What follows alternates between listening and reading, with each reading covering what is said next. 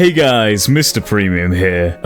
Deepwoken. This game really tends to grind my gears, if you know what I'm saying. In fact, sometimes it even pushes my buttons. So much so that I've compiled the 10 most annoying things in Deepwoken. If you don't like and subscribe right now, I'm gonna alter this list and reality to make you the most annoying thing in Deepwoken. Everyone's gonna want to grip you now, so get subbing, freshie. Also, comment why you aren't the most annoying guy in Deepwoken, stupid. Okay, let's get on with the video.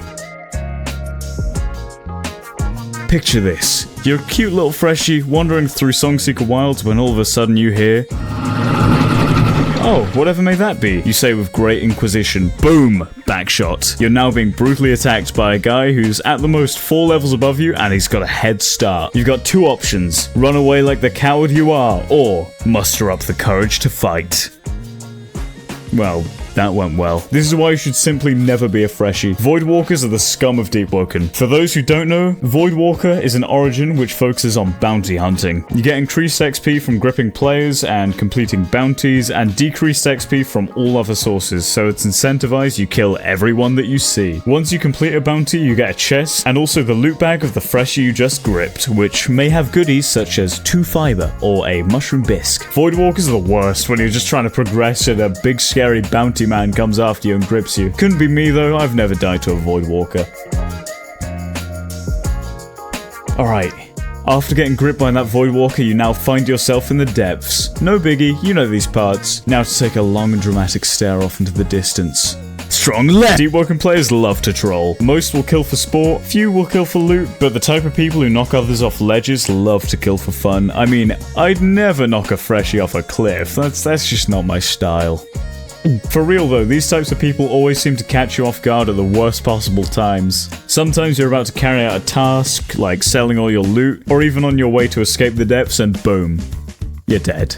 A lot of the times it doesn't even kill you, which is even more of a nuisance. You're now just at the bottom of the Etrian Sea, having to climb all the way back up to Etris. This makes it all the more satisfying when you dodge or parry one of these murderous attempts, and even better if you can knock them off. To be honest, knocking people off ledges is actually a great strategy. If you're escaping some crazed maniac trying to grip you, you could just, you know, juke him a couple times and then strong left him off a cliff, then log an escape. Easy. The depths. I don't know about you guys, but I try to avoid trouble in the depths. Most people down there only have the intention of escaping. Sure, there are a lot of little deep-bound freshies running around trying to progress and dying every other second, but down here exists a third type of person. A more malicious type of person. Enter the depths gankers. These guys will gather a friend or two, track you down, and not let you escape. They'll chase you halfway across the map without giving up and will never spare you. These people hunt for sport. It's even worse when you're not max level, like, bro, leave me alone, I'm just trying to fight a jellyfish. Nothing's worse than being gripped in the overworld and then directly after being ganked and wiped in the depths. This is why you need to use that special premium strategy I told you of strong lefting them off a cliff. That'll teach them. It's even worse that they often have insanely OP builds they've specifically made for depths ganking. Like, bro, I'm a PvE build, what do I do? The best thing you can do is just preemptively jump down into layer 2 to save yourself. Alright, now that we're down in layer 2, might as well make the most of it. Chaser's dead, it's time for floor 2, and because you're so pro, you easily defeat Etheron, but little do you know, the true final boss waits by the gate, hungry for flesh. The swirly hot dog men. One of these guys is an easy kill. Just block parry dodge and you'll be fine. An army of these guys is your worst nightmare. They're different to the ones in Etheron's bedroom, as those do not give knockback. These ones do, and they give a whole lot of knockback. Once one of them hits you, another hits you, then another hits you, and then another until you're wiped. They can be avoided by spamming roll and moving quickly, and another main counter is to use a build with the talent Brick Wall. Brick Wall is a talent, and it requires 100 fortitude and 100 willpower, and it allows you to never be ragdolled. You'll still feel the knockback, but you'll be able to act still. I've wiped these pesky guys before, so I always have the Brick Wall talent on my PvE builds if I'm running layer 2. They aren't just found under this gate after Etheron, they're also found near the start of layer 2 if you're foolish enough to talk to strangers. This guy will summon multiple of them on you and may wipe you. And you can also just find them roaming the streets of New Kirissa. So in general, just be safe and stay away from open areas in layer 2 and you'll be fine. Also watch out for the cute dogs in layer 2 floor 1. They can also infinite combo you. Dying isn't fun. It's even worse when you die in one location and spawn all the way across the other side of the map. For example, if you're in Aratel killing lizards and you get gripped, you'll spawn all the way over at Songseeker Wilds. Unless you've set your spawn. Great, now I've got to travel all the way back there by dinghy and my loot probably won't even be there. Bye-bye, 10 mushroom bisques. I find the best place to set your spawn in the Eastern Luminant is at Great Hive Aratel. This allows you to quick travel to most of the important locations, although if some locations you'll still need a big boat journey such as Monkey's Paw or Boatman's Watch. This is why I suggest you join a guild. Please join Hamon. And use the guild base to set a temporary spawn if you have the quarters room. Alternatively, if you're near a body of water, which it's hard not to be in Deepwoken, you can spawn your boat there and respawn there. There's an even better method, and that is just don't die. One of the worst examples of dying really far away is you're farming at Aratel with 1 life left, you die, get sent to the depths, have to escape the depths, which you may or may not do without wiping, and then you end up back in Songseeker and you have to do the whole big boat journey. How fun!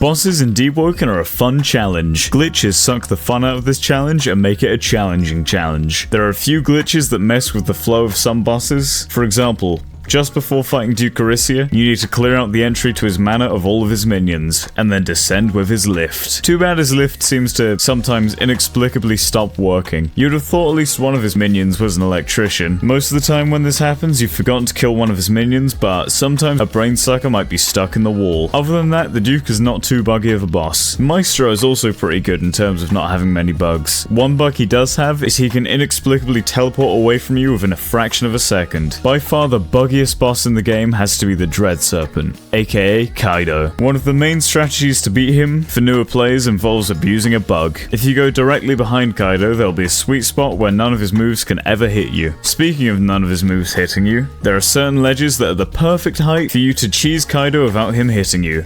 But only sometimes, because he loves to phase through matter and ascend to your height. He also randomly decides to fling himself across the map. Great, I've wasted an Ardor manifestation and his combat tag lasts for 10 minutes. So even though he's now all the way over at Miner's Landing, you can't log for another like 10 minutes. This is about as out of combat as you can get. There are some helpful bugs, such as Chase's ceiling spikes, breaking his own pots for some reason, thus decreasing his time alive. So, at least there's that. RPG games and farming go together like freshies and being gripped. They're inseparable. Some games make you farm for hours and you never get the loot you want, and sometimes Deepwoken tends to be that type of game. I think one of the most important parts of your character is the drip. Oh yeah, to complete my drip, I want this thing called a Bloodforged Crown. I'm sure it won't take long to get. Pitiful. This may be the extreme end, but sometimes just even tracking down some white fur boots can be the hardest task in the game. I swear, whenever you're looking for something in specific, it never shows up. I've literally found thousands of white fur boots, but this one time I can't find any. This gets even worse when searching for a specific legendary weapon for your build, especially if you're searching for the Dormant Splinter. Ugh. Before you even make the build for the legendary weapon, you might want to actually obtain it first. If you really want a legendary weapon build, there are certain guaranteed methods to get some legendary weapons, such as for the Kiriswinter or the Bolt Crusher. You can even just go and do some trading in the Deepwoken Discord server if you really want something. Just make sure not to get scammed. Mushroom Bisque.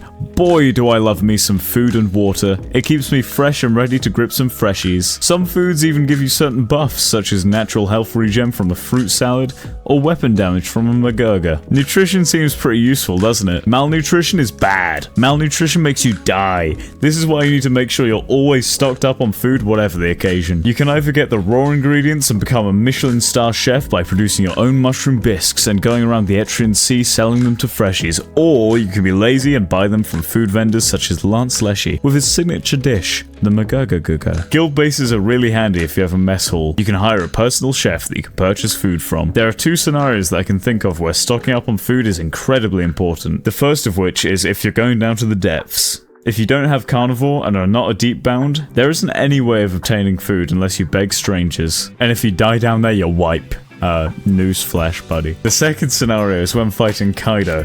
This is because you'll be fighting him in the water, and being in water drains your hunger and thirst. Make sure not to fill your canteen up with seawater when drinking in a Kaido fight, or else you'll throw up. Stay fed, guys. Chime is a miserable place. It's filled with no life, metamancing buffoons who spam easy once they beat you. They play with no shred of joy, only to win, and you'll be forever oscillating between your current rank plus or minus 100. Sounds like a great time. Often when you say good luck, have fun, they'll respond with stuff like, fun? I haven't had fun in years. Or just nothing. Bro, why do they even play if they don't have fun? I don't get it.